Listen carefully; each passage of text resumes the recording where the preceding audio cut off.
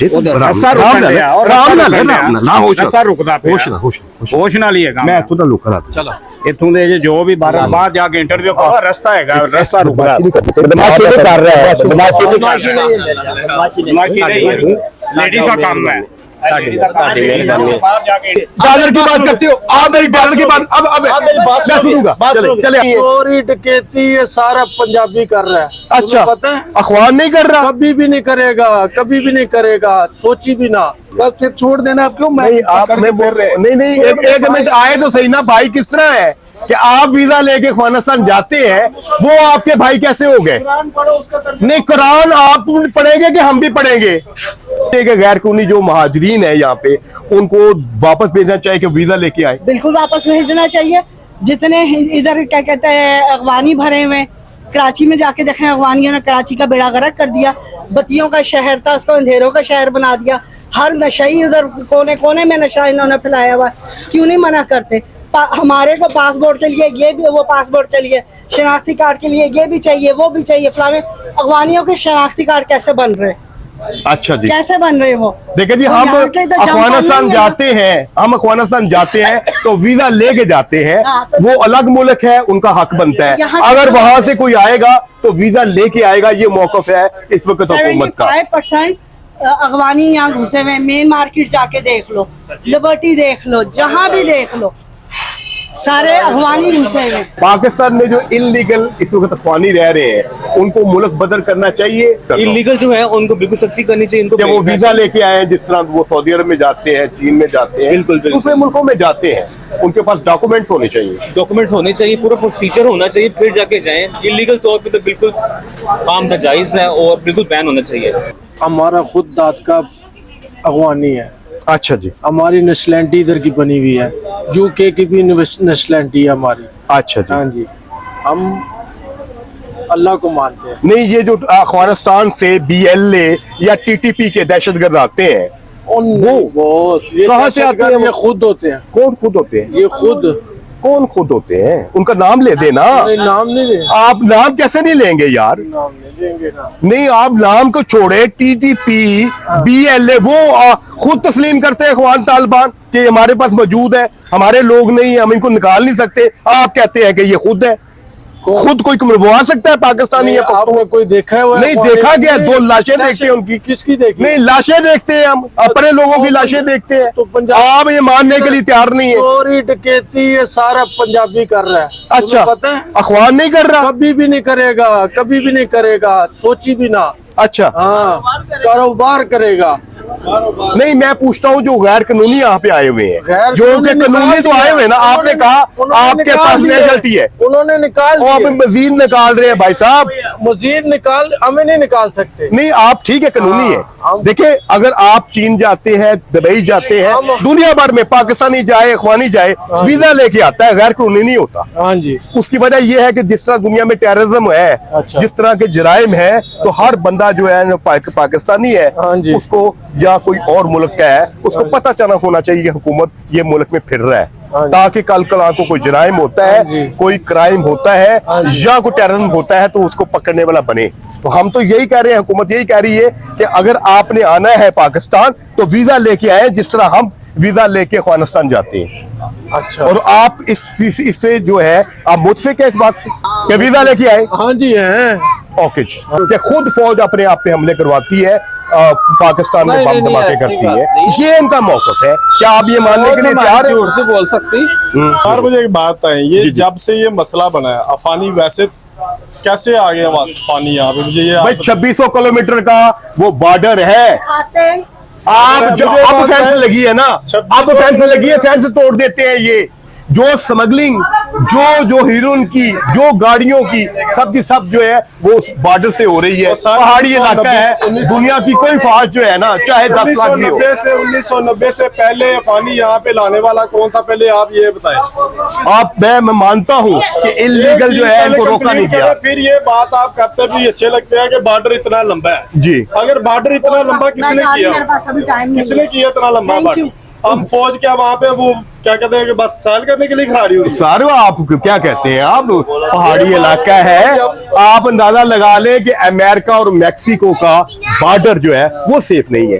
हजारों लोग जो है इलीगल वहां से टाप के जाते हैं, फैंसी तोड़ के जाते हैं। आपको भी पता है इतनी बड़ी फौज, इतनी बड़ा दफाई बजट नहीं संभाल सके उस बॉर्डर को, तो हम किस तरह संभाल सकेंगे? अगर ये बात आप जैसे आप सबके आगे इंटरव्यू के लिए चलो आए हैं, आपको ये चीज तो फिर अंदाजा हो गया कि वहां को किसी चीज का नहीं पता। जी जी।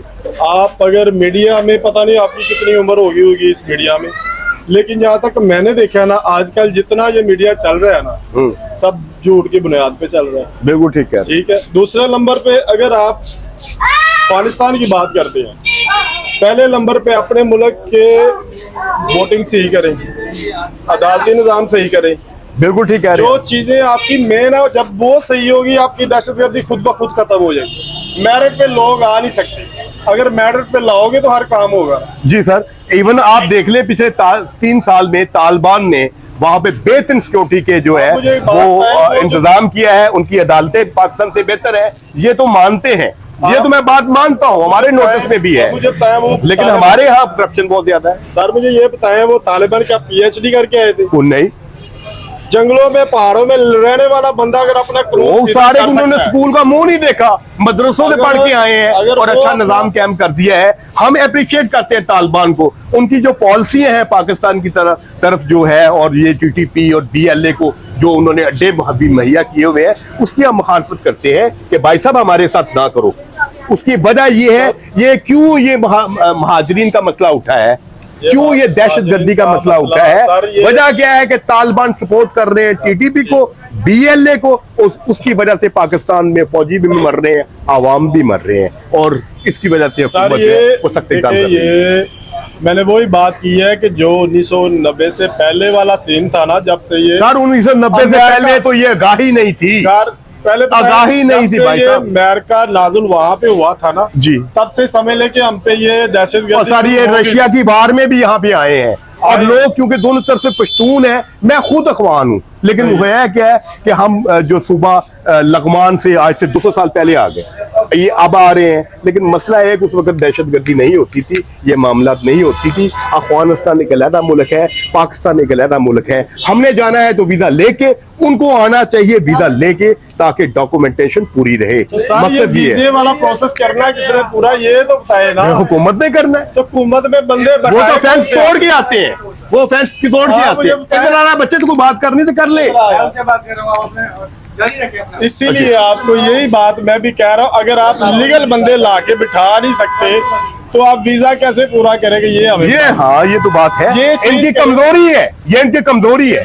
ठीक है, आप बात कर रहे थे हमले की कि अफगान यहाँ पर आके हमला कर रहे हैं, दहशतगर्दी कर रहे हैं, जो भी कर रहे हैं। ठीक है, इमरान खान की हुकूमत 3.5 साल रही, कोई हमला आपने देखा है? कोई हमला आपने देखा है? भाई साहब उसने तो 40,000 लोगों को जनाबे वाला अंदर दाखिल कर लिया, वो तो अपनी जान बचाने के लिए, वरना इमरान खान कौन सा प्रैक्टिसिंग मुसलमान है, अपनी जान बचाने के लिए। और मैं मुझे एक आप बता रहे, अली मीन गंडापुर कोई प्रैक्टिसिंग मुसलमान है, 5 वक्त का नमाजी है, क्या है वो? पहले उसने बोला जी भाई ये बिके हुए, ठीक है, कौन बिके हुए? अमेरिका के सामने बिके हुए। कौन अमेरिका के सामने बिका हुआ है? मुझे ये बात बता दे, मुझे बता दे, पिछले हफ्ते आप जब पाकिस्तान पे इल्जाम लगाते हैं, ठीक लगा रहे, एक मिनट, पिछले हफ्ते, एक मिनट, अब मेरी बात सुनो, आप जो डॉलर की बात करते हो, आप मेरी डॉलर की बात, अब मैं सुनूंगा, चले आज। 3.5 साल में कोई ड्रोन हमला, कोई अटैक नहीं हुआ। अच्छा जी, किसका हमला? हाँ की दुकानदार ही है। ओके, आप जा सकते हो भाई। हाँ जी, अफगान जो महाजरीन उनको करना चाहिए मेरे ख्याल में ना। अखवानों, तुम्हें याद है कि आज से 100 साल पहले सिर्फ 40 से 50 हजार हिंदी मुसलमान आपके मुल्क में आपकी दावत पे अफगानिस्तान को दारुल सलाम समझते हुए आपके लिए पनाह के लिए आए थे।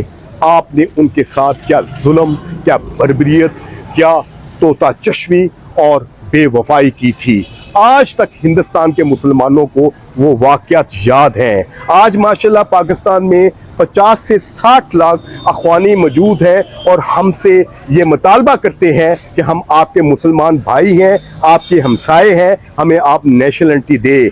मैं सिर्फ इतनी बात उनसे पूछता हूँ अखवानों से कि वो तो सिर्फ 40 से 50 हज़ार लोग थे जिन्हें आपने जलीलो ख्वार किया, उनके पैसे छीन लिए गए, उनको आपने सारों को सड़कों पे जलील किया, बेयारो मददगार छोड़ दिया। आपने उनको दावत थी, आपके बादशाह अमानुल्लाह ने, हमने आपको दावत नहीं दी थी। इसके बावजूद भी पाकिस्तानियों का हौसला देखें कि पिछली 4 दहाइयों से 50-60 लाख के करीब अफवानों को अपने सीने से लगा के रखा हुआ है। तो ये भी मुसलमान है, हम भी मुसलमान हैं, लेकिन इनको सोचना चाहिए कि ठीक है, सही तरीके से आए, अमन पसंद हैं, अमन पसंद रहें।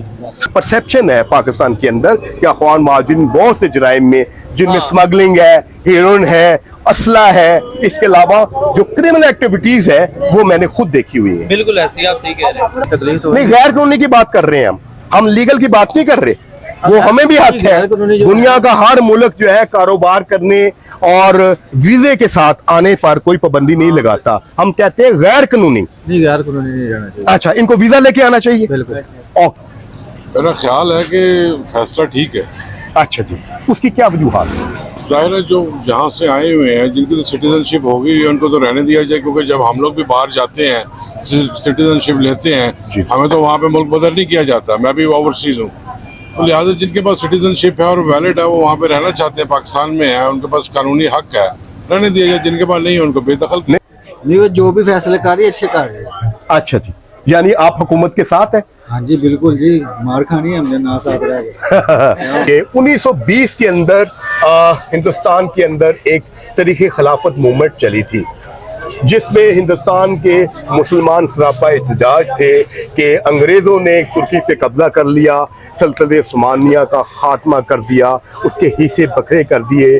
तो मुसलमानों को जो हिंदुस्तान में थे उन्हें सल्तनत उस्मानिया से बहुत मोहब्बत थी, लिहाजा मुसलमानों ने अंग्रेज हुक्मरानों को ये बावर कराया कि बराए मेहरबानी तुर्की के हिस्से बकरे ना करें, लेकिन अंग्रेज़ों ने इनकार कर दिया। लिहाजा उस वक़्त जो मुसलमानों के रोमा रहनुमा और उलमा कराम थे, जना मोहम्मद अली जौहर, मौलाना शौकत अली जौहर, इसके अलावा मौलाना अब्दुल समाद बारी जो फरंगी महल थे, वो बहुत ज़्यादा मुसलमानों में असर रसूख रखते थे। मुसलमानों ने उस वक़्त ये फैसला किया कि अंग्रेज़ के तहत हिंदुस्तान में मुसलमानों की ना जान ना माल और इज्जत महफूज नहीं, लिहाजा इन्हें हिजरत कर देनी चाहिए। ये बहुत बड़ी मुहिम थी, और क्योंकि इन उलमा कराम का अवाम पर बहुत ज़्यादा असर रसूख था, उन्होंने अपने उलमा कराम की बात मानते हुए हिंदुस्तान से हिजरत करने का फैसला किया। और उनकी नज़र में उस वक़्त 2 मुल्क थे, एक ईरान, दूसरा अफगानिस्तान, कि किस मुल्क में जाया जाए। ये बात 1920 की है कि अफगान बादशाह अमानुल्लाह ने मस्जिद में खड़े होकर ये ऐलान किया कि सल्तनत उस्मानिया पर मेरे बच्चों की जान कुर्बान, मेरा माल कुर्बान, और हिंदी मुसलमानों को मैं दावत देता हूं कि आप अफगानिस्तान में आके पनाह लें। लिहाजा फैसला किया गया हिंदी मुसलमानों की तरफ से कि हमने हिजरत जो है वो अफगानिस्तान में करनी है। उस वक्त पंजाब से, खैबर पख्तूनख्वा से, सिंध से, पूरे हिंदुस्तान से जो अमीर लोग थे, मिडिल क्लास थे, उन्होंने अपनी जायदादें औने पौने बेचकर वो अफगानिस्तान का सफर शुरू किया। नाते पढ़ते हुए और मजहबी नारे लगाते हुए वो अफगानिस्तान की तरफ से पे गाड़ियों पे, बैलगाड़ियों पे, खच्चरों पे उन्होंने सफर शुरू कर दिया। जो अफगान सोर्सेस हैं उस वक्त के, तकरीबन 40 से 50 हजार जो हिंदी मुसलमान थे वो काबुल पहुंचे, लेकिन अफसोस की बात है कि उस वक्त की अफगान हुकूमत ने उनके साथ कोई तावन नहीं किया, कोई इंतजाम नहीं किया। वो बेजारो मददगार जो है वो मैदानों में पड़े हुए थे, सड़कों पे लेटे हुए थे, और मुतालबा कर रहे थे अमानुल्लाह खान बादशाह से कि आपने हमसे वादा किया था, हमें दावत दी थी कि हमारी जान माल की हिफाजत करेंगे, लेकिन आप हमारे साथ तावन नहीं कर रहे। ये तारीख का वो अलमनाक वाकया है जो अफगान और अफगानिस्तान के माथे पे हमेशा दाग रहेगा। आज मैं पूछता हूँ, यहाँ पर जो अफगान महाजरीन हैं जो माशाल्लाह 50 से 60 लाख हैं, मैं पूछता हूँ क्या अफगानिस्तान ने 1920 में सिर्फ 40-50 हजार लोगों को नेशनलिटी दी थी कि आज हमसे 50-60 लाख लोग नेशनलिटी मांगते हैं पाकिस्तान की? आज मेरा ये मौकफ है और मैं इंटरव्यू कर रहा हूँ। तो आप गैर कानूनी महाजरीन को चाहती हैं तो वो मुल्क से जाए, वीजा लेके आए। हाँ, जो तरीकाकार है। क्यों उनको गैर कानूनी आप कह रहे हैं? जो जिनके पास वीजा नहीं है। हमारे पास कौन सा वीजा है? वो हमारे भाई हैं, कौन कहता है वो गैर कानूनी है? नहीं, किस तरह हमारे भाई हो, किस तरह भाई हो गए? बस फिर छोड़ देना आप, क्यों नहीं, आप मैं बोल रहे नहीं एक मिनट आए तो सही ना। भाई किस तरह है कि आप वीजा लेके अफगानिस्तान जाते हैं, वो आपके भाई कैसे हो गए? नहीं, कुरान आप पढ़ेंगे कि हम भी पढ़ेंगे? बाद में ये पता चला कि जो अमानुल्लाह बादशाह था, उन्होंने उनको इस्तेमाल किया अपने सियासी फायदे के लिए। वो मुज़ाकरात कर रहे थे अंग्रेज़ों के साथ कि उनको कोई माली फ़ायद मिले, उनको जनाब कोई सियासी फ़ायद मिले। जब उनका ये मकसद पूरा हो गया तो उन्होंने उन जो हिंदी मुसलमान थे 40 से 50 हज़ार, उनको बिल्कुल जो है वो नज़रअंदाज कर दिया। बल्कि 12 अगस्त 1920 को बाकायदा अफगानिस्तान गवर्नमेंट ने जो मजीद काफिले आ रहे थे हिंदी मुसलमानों के, उनको बॉर्डर पे रोकने का ऐलान कर दिया। और ये शर्मनाक वाकयात भी हुए कि अफगान सिक्योरिटी फोर्स ने हिंदी मुसलमान काफिलों पर फायरिंग की, तलवारें लगाई और बहुत से जो हिंदी मुसलमान थे वो शहीद भी हुए और ये सिलसिला रुक गया। मसला ये है कि आज हमारे 50 से 60 लाख अफगान भाई जो है वो हमसे मुतालबा कर रहे हैं कि हम यहाँ पर मौजूद हैं, हमें आप नेशनलिटी दे। मैं सिर्फ इतनी बात पूछता हूँ कि अफगानों, आपने उन हिंदी मुसलमानों को जो 40-50 हज़ार थे, उनको नेशनलिटी क्यों नहीं दी थी? उनके खाने पीने का, उनके रहने का आपने इंतजाम क्यों नहीं किया था? उस वक्त जो काबल के जो मुसलमान अखवान थे बेकायदा इhtजाज कर रहे थे, जुलूस निकाल रहे थे कि हिंदी मुसलमानों को यहां से निकाल लो, क्योंकि अमानुल्लाह ने खुद दावत दी थी, लिहाजा शर्मिंदा था। उन्होंने कुछ मुसलमानों को मजबूर किया कि वो वादी पंजशेर में चले जाएं और कुछ को मजबूर किए कि वो सुबह लगमान की तरफ चले जाएं। लेकिन ज्यादातर तादाद जो थी वो काबल में ही बैठी रही। उनके पास वसाइल खत्म हो गए, उनके पास जो है वो पैसे खत्म हो चुके थे और वो बेयारो मददगार अफगानों की तरफ, अफगान बादशाह की तरफ देख रहे थे। और मैं अफगान अपने भाइयों से अगर जरा सी हमदर्दी रखते हैं, जरा सी उनमें इंसानियत है, इस वाकया को पढ़िएगा, इस अलमनाक वाकये को पढ़िएगा। इसका अंजाम क्या हुआ था? वो आपके भाई थे, हिजरत करके आए थे और सिर्फ 40 से 50 हज़ार थे और आपने दावत दी, लेकिन आपने उससे अपने सियासी फायदे हासिल किए और उनको नजरअंदाज कर दिया। इस आसमान ने देखा कि 1 साल के बाद वो जो हिंदी मुसलमान थे जो काबल में आके बैठे हुए थे, उन्होंने वापसी का रास्ता अख्तियार किया। उस वक्त ये आसमान देख रहा था कि उनके पास खाने का कुछ नहीं था, उनके पास उनकी गाड़ियां नहीं थी, कोई बैल गाड़ियां नहीं थी, वो पैदल सफर कर रहे थे। और उस वक्त ये हुआ कि जब ये वापसी का इरादा जाहिर किया, तहिया कर लिया कि हम अब दोबारा हिंदुस्तान में जाएंगे, तो वहां के जो उन्होंने औरतों ने अपने चांदी और सोने के जेवरात जो है वो अफगानों के पास बेचने की कोशिश की, तो वो आधी से भी कम कीमत पर इन लोगों ने उनसे लिए। तो वही पैसे लेके वो वापस जो है काबल से चावर की तरफ उन्होंने सफर शुरू किया पैदल। उस वक्त वो आसमान देख रहा था कि जो बच्चे थे, औरतें थे और बूढ़े बुजुर्ग और बीमार बुजुर्ग जो थे रास्ते में ही दम तोड़ गए। बेगोरो कफन उनकी लाशें पड़ी हुई थी। कोई अखवान भाई मेरा, कोई मुसलमान भाई अखवान इस चीज से इनकार करे कि उनके से ये गुनाह सरजर नहीं हुआ। उन्होंने वहां भी मुसलमानों के साथ अच्छा सलूक किया है। मैं वो बात भी चलाऊंगा, ये तरीक का सच्चा वाकया है। अगर कोई अखवान चाहता है कि वाकई वो अपनी सफाई पेश करना चाहता है तो मेरा चैनल हाजिर है, उस पर कमेंट्स भेजे और तारीखी हवाला दे। और मैं समझता हूं कि बाज अहले इंसानियत के हामिल जो अखवान उस वक्त मौजूद होंगे, उन्होंने भी किताबें लिखी होंगी।